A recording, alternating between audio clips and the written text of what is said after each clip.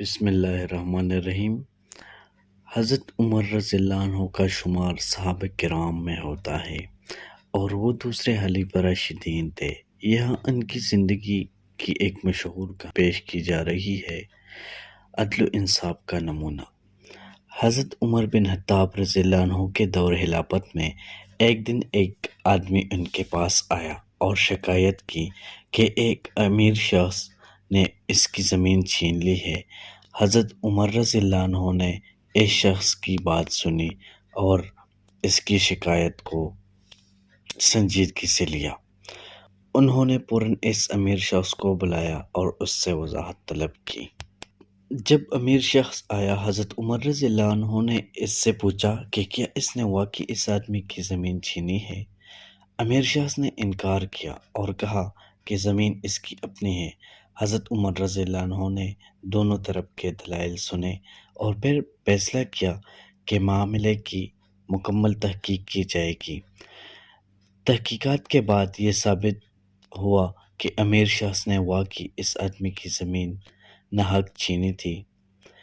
حضرت عمر رضی اللہ عنہ نے فوراً حکم دیا کہ زمین اصل مالک کے واپس کی جائے اور امیر شخص کو اس ظلم کی سزا دی جائے۔ حضرت عمر رضی اللہ عنہ کے بارے میں مشہور ہے کہ وہ راتوں کو بھیس بدل کر مدینہ کی گلیوں میں گشت کرتے تھے تاکہ لوگوں کے حالات سے آگاہ رہ سکے اور ان کی مشکلات کا براہ راست علم حاصل کر سکے۔ ایک رات حضرت عمر رضی اللہ عنہ ایک گھر کے پاس سے گزرے جہاں سے بچوں کے رونے کی آواز آ رہی تھی۔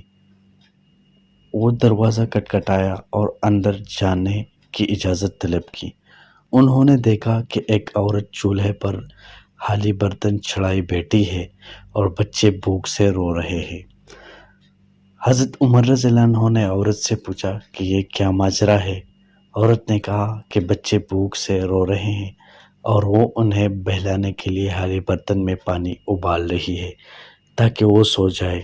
حضرت عمر رضی اللہ عنہ کو یہ سن کر بہت دکھ ہوا۔ حضرت عمر رضی اللہ عنہ فوراً بیت المال گئے اور وہاں سے آٹا، گھی اور کھانے پینے کی دیگر چیزیں اٹھا کر خود اس عورت کے گھر لے کر گئے۔ انہوں نے اپنے ہاتھوں سے کھانا پکایا اور بچوں کو کھلایا۔ اس دوران عورت کو معلوم نہیں تھا کہ یہ شخص خلیفہ ہے۔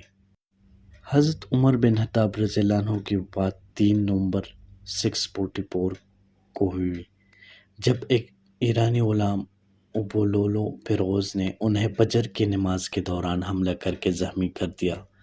ان کے انتقال کے بعد حضرت عثمان بن عفان رضی اللہ عنہ کو خلیفہ مقرر کیا گیا۔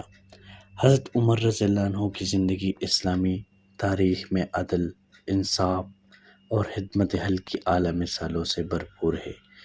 ان کی حکمرانی کے دور کو اسلامی سنہری دور کے نام سے بھی یاد کیا جاتا ہے۔